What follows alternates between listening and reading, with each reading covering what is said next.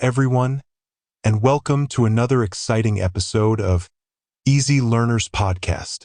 I'm Alex, and today we're embarking on an incredible journey to a land of vibrant colors, rich history, and diverse cultures. India. Wow, I'm so excited. And I'm Bella. That's right, Alex. India is truly a subcontinent with so much to explore.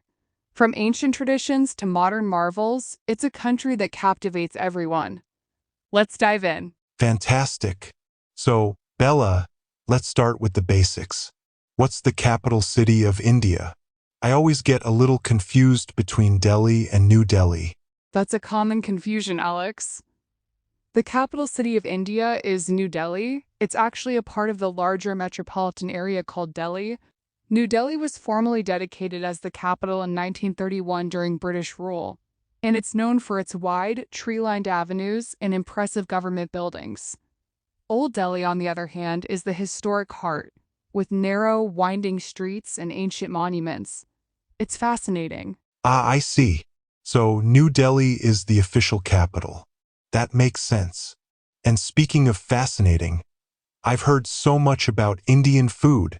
What are some must-try dishes for someone new to Indian cuisine? I'm a bit worried about the spice level, though. Oh, Alex, you're in for a treat. Indian food is incredibly diverse, and not all of it is super spicy. For beginners, I always recommend starting with something mild and creamy. Butter chicken or chicken tikka masala are fantastic choices. They are rich, tomato-based curries, often with a hint of sweetness and a smooth texture. Absolutely delicious. Butter chicken. Yum. My mouth is watering just thinking about it. What else should I try? You should also try samosas.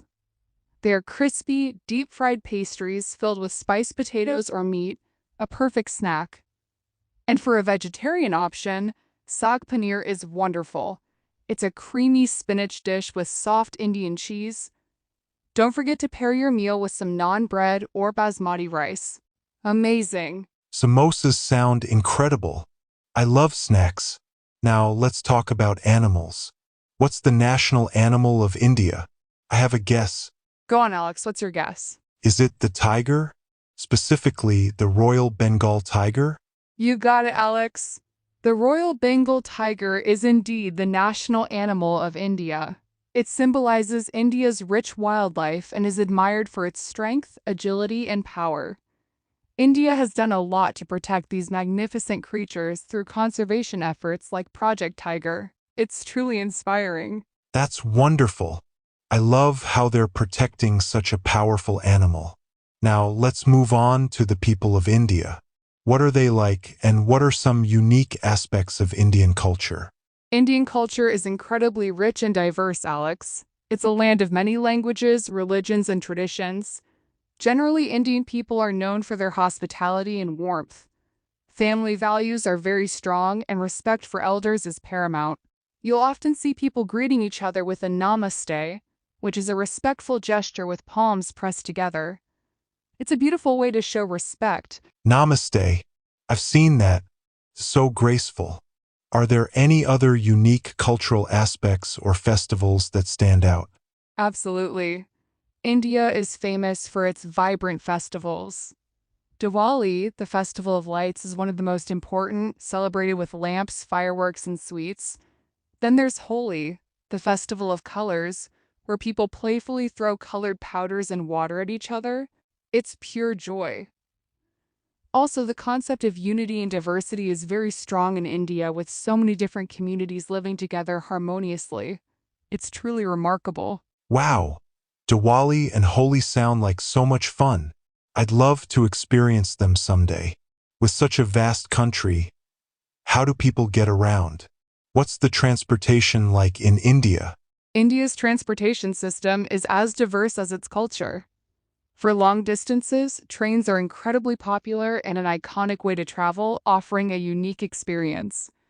There are also extensive bus networks. In cities, you'll find everything from modern metro systems in places like Delhi and Mumbai to auto rickshaws, taxis, and even cycle rickshaws. It's a bustling mix. So many ways to travel. It sounds like an adventure in itself. And what about languages? I know there are many in India.